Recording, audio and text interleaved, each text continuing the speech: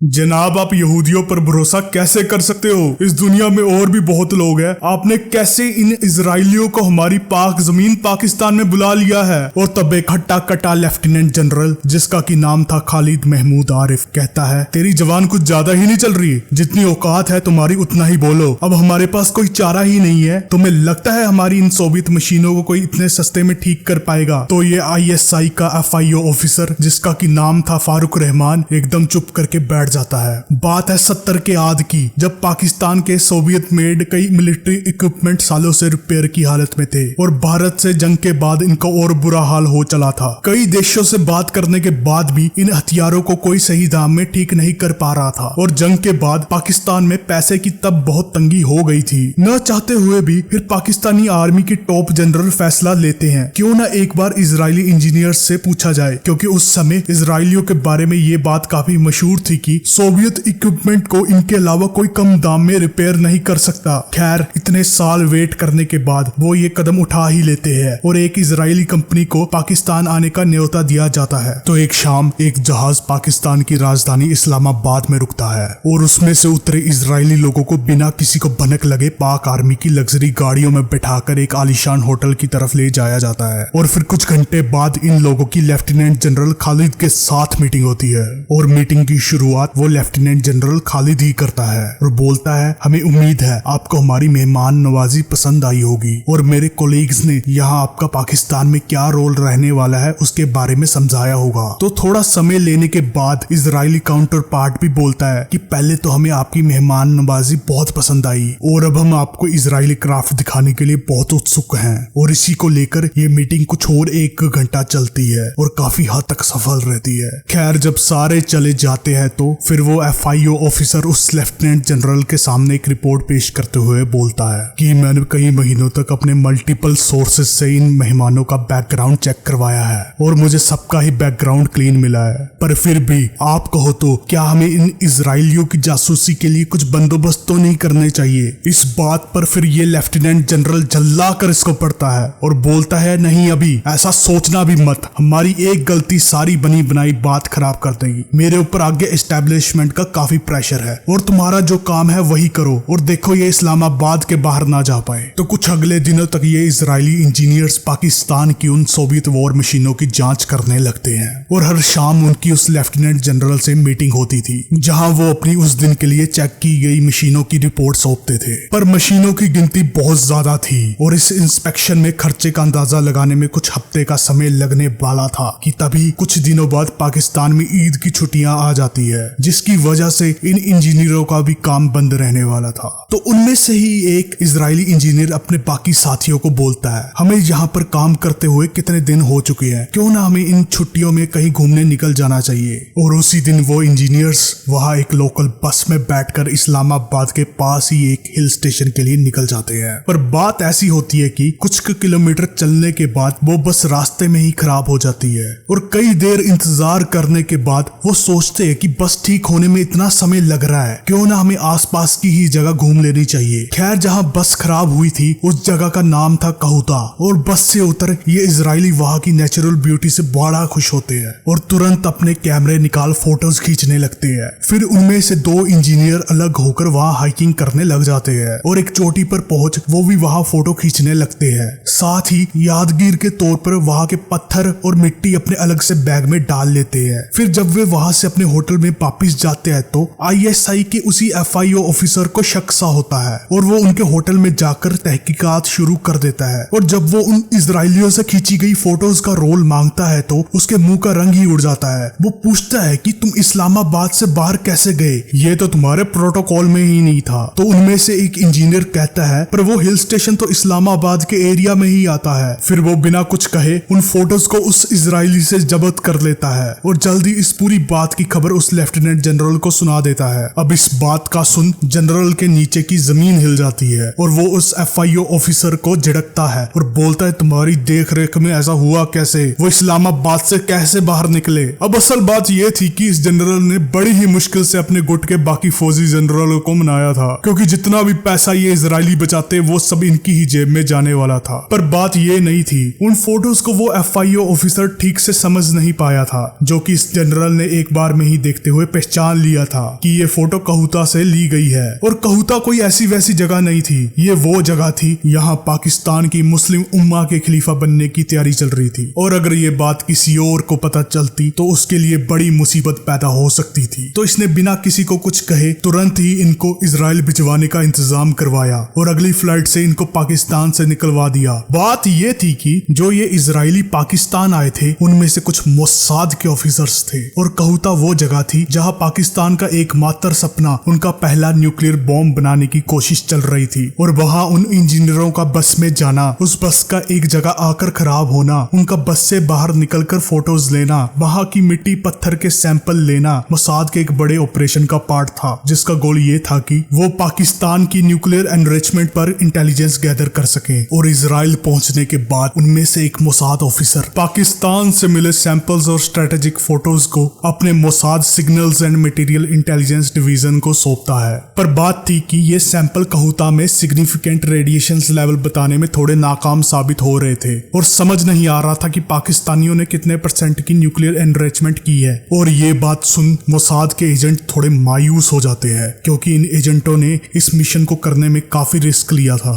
पर इस ऑपरेशन की असल कहानी तब शुरू होती है जब 1971 की लड़ाई में पाकिस्तान को दिन दिहाड़े इंडिया ने 2 हिस्सों में बांट डाला था और इस हार ने पाकिस्तान को अंदर तक हिला दिया था और जो इंडियन आर्मी ने पाकिस्तान आर्मी की पैंटे खोल उन्हें बेइज्जत किया था उससे उनकी दुनिया भर में थू थू हो रही थी। तो उसी वक्त से पाकिस्तान आर्मी के बड़े जनरल, उनकी इस्टेब्लिशमेंट और खासकर उनके प्रेसिडेंट जुल्फिकार अली भुट्टो ने फैसला लिया था कि उन्हें ये न्यूक्लियर बॉम्ब बनाना ही पड़ेगा और उनका मानना था कि वो घास की रोटी खाकर जी लेंगे पर एक दिन न्यूक्लियर बॉम्ब जरूर बनाएंगे। और तब से ही पाकिस्तान ने इस न्यूक्लियर बॉम्ब को बनाने के लिए हाथ पैर मारने शुरू कर दिए थे। पर जितना खतरा इन बॉम्ब से भारत को था उतना ही खतरा इजराइल को भी, क्योंकि इजराइल के वजूद में आने के बाद जितनी भी जंगे इजराइल की अरब देशों के साथ हुई थी उसमें पाकिस्तान ने बढ़ चढ़ के अरबों का साथ दिया था। पाकिस्तान इजराइल से कितनी नफरत करता है ये बात अब किसी से ढकी छुपी नहीं रह गई थी, क्योंकि पाकिस्तान ने जिस हिसाब से अपने पासपोर्ट पर लिख रखा था this is valid for every country except for Israel. दूसरा एक मजहबी इतिहास जो कि इस आधार पर था कि यहूदी और मुसलमान कभी दोस्त नहीं हो सकते और इजराइल को खत्म करने का तमगा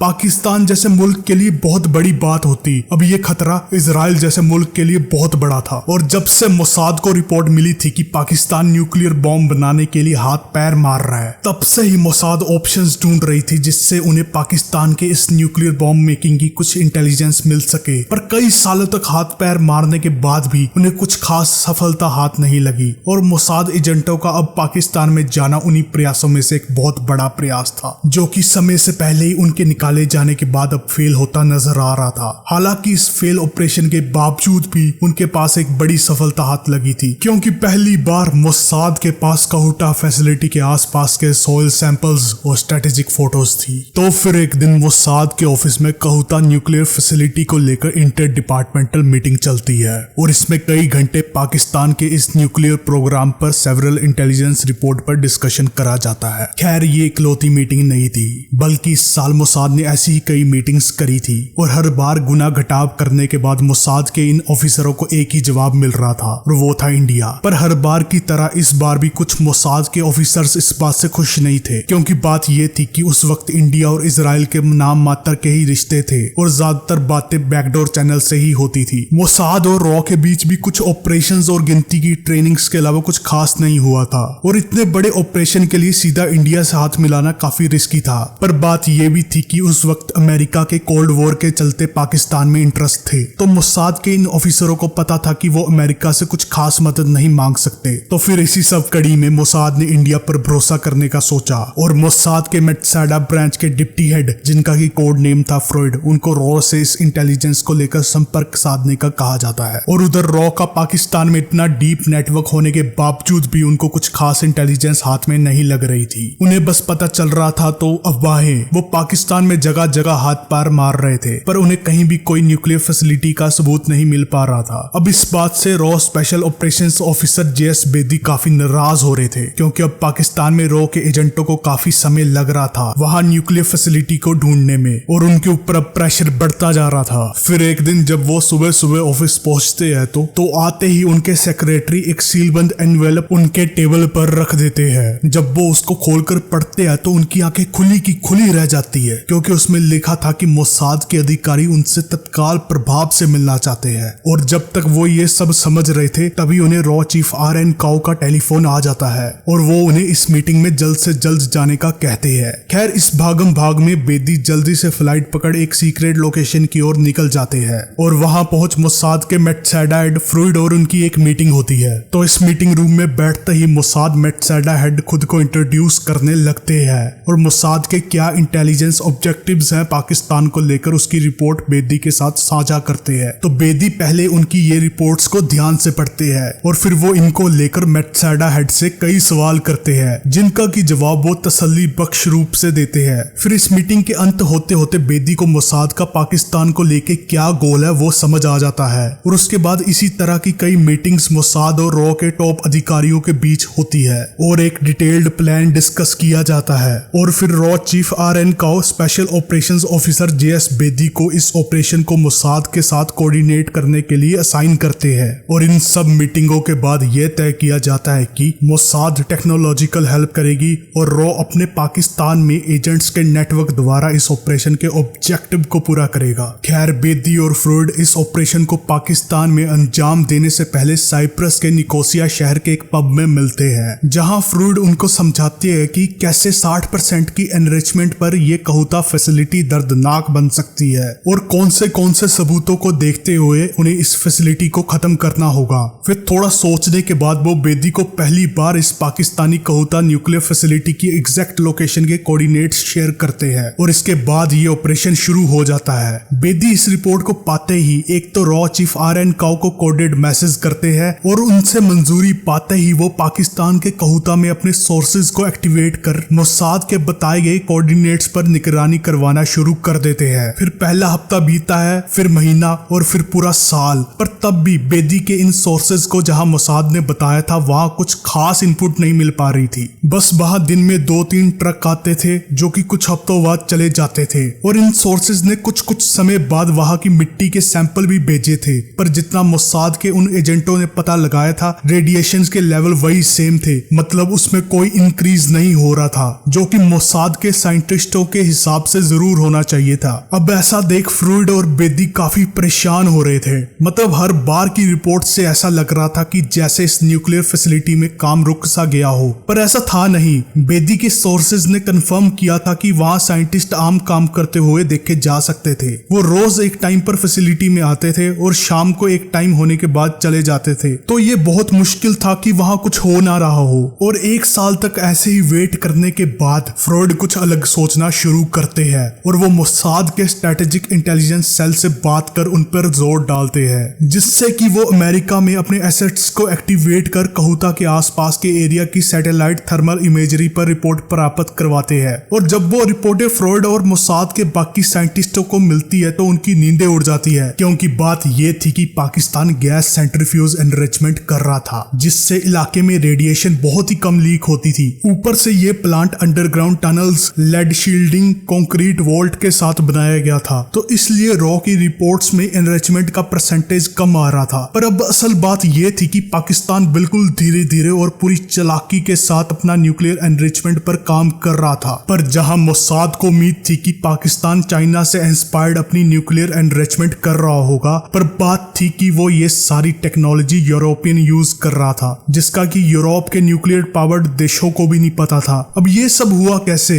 मतलब पाकिस्तान के पास ये टेक्नोलॉजी आई कैसे? ये बहुत बड़ा सरदर्द मोसाद और दुनिया के लिए बन रहा था। अब इस नई इंटेलिजेंस का हाथ लगने के बाद फ्रॉड बेदी को बताते हैं कि पाकिस्तान कैसे यूरोपियन टेक्नोलॉजी का यूज कर न्यूक्लियर एनरिचमेंट कर रहा है। इसके बाद वो रॉ के ओरिजिनल प्लान में बदलाव करने का सुझाव देते हैं। उनका मानना था कि अब न्यूक्लियर फैसिलिटी की जगह रॉ को पाकिस्तान के साइंटिस्ट ट्रैक करने चाहिए और रेडिएशन लेवल्स को मैप करने के लिए उनकी कोई ही बिलोंगिंग के सैंपल को ढूंढकर वापस भारत लाना होगा, जैसे कि उनके कपड़े, बाल या रोजाना इस्तेमाल की कोई भी चीज। अगर रॉ ऐसा कर लेती है तो मोसाद काफी हद तक पाकिस्तान की न्यूक्लियर एनरिचमेंट के लेवल को समझ पाएगा। पर दूसरी तरफ फ्रॉड काफी हैरान हो रहे थे। वो सोच में पड़ गए थे कि पाकिस्तान ने ये सब टेक्नोलॉजी यूरोप से कैसे चुराई है, तो वो इस गुत्थी को सुलझाने के लिए इन्वेस्टिगेशन शुरू करवा देते देते हैं। फिर मोसाद के सजेस्ट करने पर बेदी ने कहूता में काम कर रहे एक एक पाकिस्तानी साइंटिस्ट को ट्रैक करवाना शुरू किया और कुछ महीनों बाद ज्यादातर पाकिस्तानी साइंटिस्टों की लिस्ट बेदी के हाथ में आ जाती है और ये भी पता चल जाता है कि कहूता में कौन कौन काम कर रहा है। पर इतने समय तक इन साइंटिस्टों पर नजर रखने के बाद एक बड़ी दिलचस्प चीज सामने आती है। पता चला था कि इनमें से ज्यादातर साइंटिस्ट महीने में एक बार एक खास नाई के पास बाल कटवाने जाते हैं और इसको देखते हुए तब बेदी ने वहां अपने एक खास एजेंट को एक्टिवेट किया। प्लान ऐसा था कि जैसे ही इनमें से कोई साइंटिस्ट बाल कटवा रहा होगा तो उसके वो बाल चुपके से कलेक्ट करे जाएंगे। इस खास प्लान के पीछे बात ये थी कि पाकिस्तान चाहे जितनी भी कोशिश कर ले रेडिएशन एक्सपोजर को अपने न्यूक्लियर लैब से बाहर लीक ना होने की, पर अगर कोई इनरिचमेंट प्लांट में काम कर रहा है तो उसके बालों में ट्रेस लेवल रेडिएशन का मिलना ऑलमोस्ट गारंटेड था। तो एक तय दिन जैसे ही एक पाकिस्तानी साइंटिस्ट वहां उस खास नाई के पास बाल कटवा रहा होता है तो उसी वक्त बेदी का वो एजेंट भी वहां दूसरी कुर्सी पर बाल कटवाने लग जाता है और जैसे ही उस साइंटिस्ट के बाल कट जाते हैं तो दुकान के बाहर उस एजेंट का एक और साथी अचानक झगड़ा शुरू कर देता है और जब उस झगड़े को सुलझाने सभी बाहर जाते हैं तो वो एजेंट झट से बाल कलेक्ट कर उन्हें अपने एक सिक्योर पाउच में सील कर वहां से सीधा रॉ के लोकल स्टेशन हेड को सौंप देता है। और जब उस साइंटिस्ट के बालों की टेस्टिंग की जाती है तो पता चलता है कि पाकिस्तान का एनरिचमेंट लेवल 30 से 40% के बीच हो सकता है। अब ये सुन बेदी और फ्रॉइड दोनों स्तब्ध हो जाते हैं क्योंकि कुछ ही साल की बात थी जब पाकिस्तान 60% की एनरिचमेंट भी अचीव कर सकता था और 60 से 100% एनरिचमेंट के लिए बस कुछ ही महीनों का समय लगना था। तो ये रिपोर्ट्स देख वो दोनों इस ऑपरेशन के आखिरी हिस्से की प्लानिंग करने लगते हैं जो कि उन्होंने कई पहलुओं को देखते हुए कुछ इस प्रकार किया था। पहले तो इजराइल से फाइटर जेट्स इस ऑपरेशन से कुछ घंटे पहले वहां से उड़ेंगे और रात को इंडिया पहुंच एक सीक्रेट मेकशिफ्ट स्ट्रिप पर रिफ्यूलिंग करेंगे। फिर जब ये रिफ्यूल कर रहे होंगे तो पाकिस्तान में कुछ चुने हुए रॉ एजेंट कहूटा की न्यूक्लियर फैसिलिटी को इंफ्रारेड स्ट्रोब से मैप करेंगे। फिर अगर ऑपरेशन का ये चरण सफल रहता है और फील्ड एजेंट से हरी झंडी मिलती है तो उसके कुछ मिनट्स बाद ये जेट उस सीक्रेट स्ट्रिप से रवाना होंगे और एक पर्टिकुलर टाइम में पाकिस्तान पहुंच कहूटा न्यूक्लियर फैसिलिटी के ऊपर मल्टीपल स्ट्राइक्स करेंगे। फिर फैसिलिटी के डैमेज हो जाने के बाद वहां खुद रॉ एजेंट्स जाकर फील्ड एनालिसिस करेंगे और कुछ भी मिसहैपनिंग हुई हो अगर उसे तुरंत बेदी को ब्रीफ करेंगे। फिर अंत में सब ठीक रहता है तो उन्हें पाकिस्तान से एस्केप करवा दिया जाएगा और पाकिस्तान का कोई रिएक्शन आता है तो उसके लिए मोसाद और रॉ के अलग डिपार्टमेंट्स की जिम्मेदारी थी। तो बेदी इस ऑपरेशन की तैयारी में लग जाते हैं पर बाहर दुनिया उनके हिसाब से नहीं चल रही थी। बात ऐसी होती है कि भारत की राजनीति के मौसम में एक बड़ा बदलाव होता है और सबको चौंकाते हुए मोरारजी देसाई भारत के चौथे प्रधानमंत्री के रूप में शपथ लेते हैं और उन्होंने कुर्सी संभालते ही रॉ का बजट 40% तक कट कर दिया था।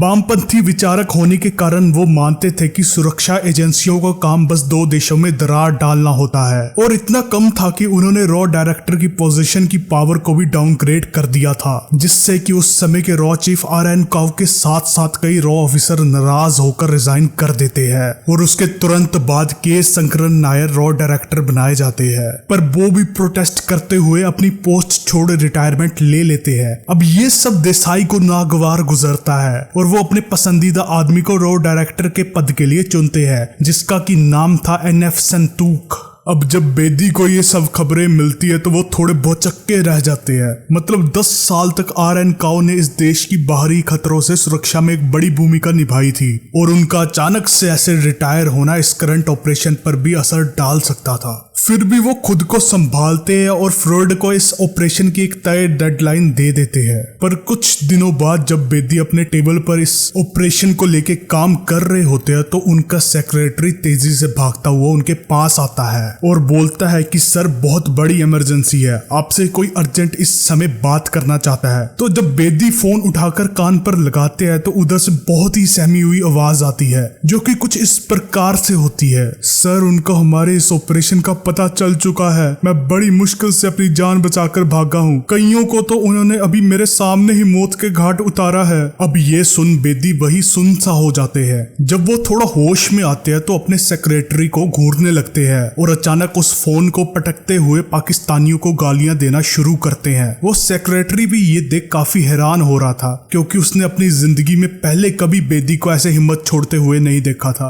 पर तभी उन्हें फ्रॉइड का फोन आता है और वो बोलते कि मुझे इंटेलिजेंस मिली है कि रॉ एजेंटों का पाकिस्तान में कबर एक्सपोज हो गया है, पर यह वक्त तभी हिम्मत खोने का नहीं है। हम अब भी पाकिस्तान का ये न्यूक्लियर खतरा डिसेबल कर सकते हैं। अब हमें प्लान बी एक्टिवेट करना ही होगा, और जो कि था बहुत रिस्की, जिसमें बिना किसी फील्ड एजेंट के इजरायली जेट्स को उस न्यूक्लियर फैसिलिटी को डिस्ट्रॉय करना था। तो ये सुन बेदी भी थोड़ा जोश में आते हैं, क्योंकि अब ये ऑपरेशन कवर्ट नहीं रह गया था, अब वजूद की लड़ाई होने वाली थी। खैर, जैसा प्लान किया गया था, बेदी रॉ चीफ को फोन लगाते हैं और इस ऑपरेशन के प्लान बी के लिए आदेश मांगते हैं। पर कई घंटे हो जाने के बाद भी उनको चीफ से कोई जवाब नहीं मिलता। फिर जब पानी सर से ऊपर हो जाता है तो जेएस बेदी खुद बाहर जाते हैं। तो उन्हें उनके सेक्रेटरी द्वारा बताया जाता है कि हम ऐसा नहीं कर सकते, क्योंकि इससे हमारे पाकिस्तान से संबंध बिगड़ेंगे और जंग का खतरा हमेशा बना रहेगा। तो अब ये सुन बेदी चरमरा जाते हैं और वहां उस रॉ चीफ सेक्रेटरी को सुनाने लगते हैं। और उधर उनके ऑफिस में फ्रॉइड के फोन पर फोन आ रहे थे, पर बेदी वहां नहीं थे तो वो उठा नहीं पा रहे थे।